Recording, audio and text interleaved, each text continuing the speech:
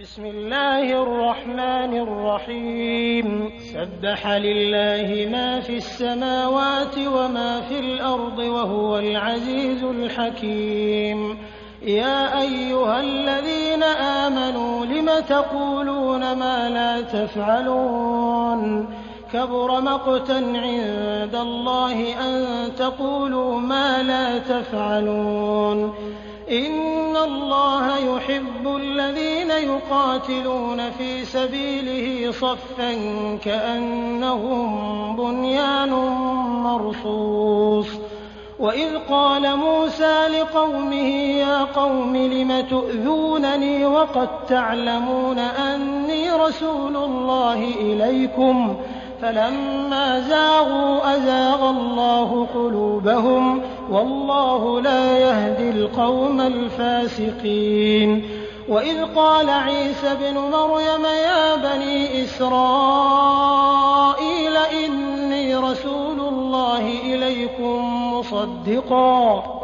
مصدقا لما بين يدي من التوراة ومبشرا برسول يأتي من بعد اسمه أحمد فلما جاءهم بالبينات قالوا هذا سحر مبين ومن أظلم ممن افترى على الله الكذب وهو يدعى إلى الإسلام والله لا يهدي القوم الظالمين يريدون ليطفئوا نور الله بأفواههم والله متم نوره ولو كره الكافرون هو الذي أرسل رسوله بالهدى ودين الحق ليظهره على الدين كله ولو كره المشركون يا أيها الذين آمنوا هل أدلكم على تجارة تنجيكم من عذاب أليم تؤمنون بالله ورسوله وتجاهدون في سبيل الله بأموالكم وأنفسكم ذلكم خير لكم إن كنتم تعلمون يغفر لكم ذنوبكم ويدخلكم جنات تجري من تحتها الأنهار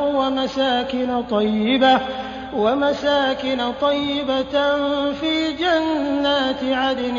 ذلك الفوز العظيم وأخرى تحبونها نصر من الله وفتح قريب وبشر المؤمنين يا أيها الذين آمنوا كونوا أنصار الله كما قال عيسى بن مريم للحواريين من أنصاري إلى الله قال الحواريون نحن أنصار الله فآمنت طائفة من بني إسرائيل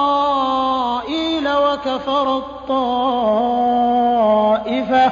فأيدنا الذين آمنوا على عدوهم فأصبحوا ظاهرين.